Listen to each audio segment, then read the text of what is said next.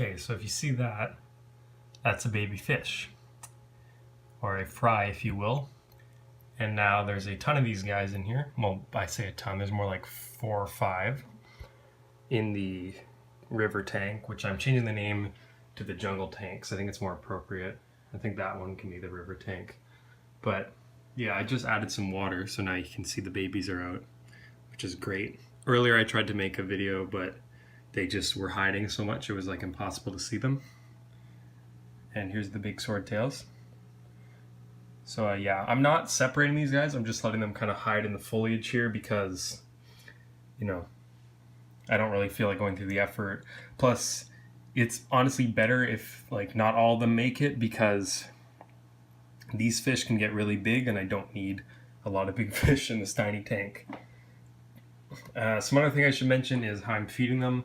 Basically, I'm just letting them kind of eat what's kind of around, you know, the bits of the plants. I've seen them eat some like random debris in the tank, and then, you know, I feed them the normal fish food, and, you know, the big fish get most of it, and these guys kind of get the leftovers that float on the top, because these guys, wherever they are, I can't even, these guys, they can't swim up here, it's too dense, so that means that the little guys get to hide a bunch. If this tank was like, you know, like if I was like professional aquascaper tier and I wasn't just having this jungle and mess of plants, I would definitely separate these guys, but they have a lot of naturalistic kind of space to hide in, so it's not really a big concern of mine.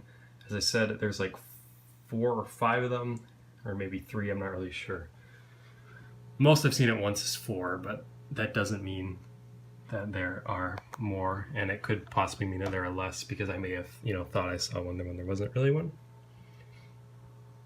So yeah, those are the baby fish. We can come back here, maybe we see some more. Yeah, there's one.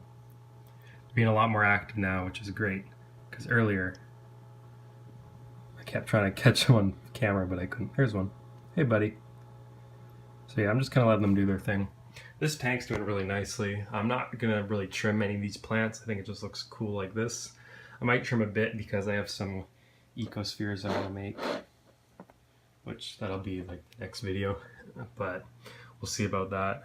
I'm probably not gonna add any more plants to this tank either. The anubis in the back, you can see like the leaves are turning yellow. I think that's like a deficiency, because if you notice, the plant isn't actually in the ground, it floated up, and I'm afraid to, if I try to replant it, I'll break the cap and then the dirt will come up. So I'm just gonna see if I can get like a metal weight that you see in like those fish stores sometimes, and I'm trying to spot a fish here, but I'm gonna see if I can like get it to float down so the roots will grow into the substrate, and hopefully the plant will live. But yeah, those are the baby fish, and I might get some amount of shrimp for this tank. And yeah, then this tank will be pretty cool. There's a baby. Very cool. So yeah, now I've got baby isopods, baby slugs, baby snails, and baby fish.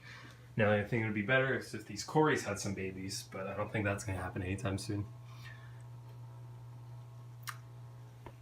So yeah, those are the baby fish.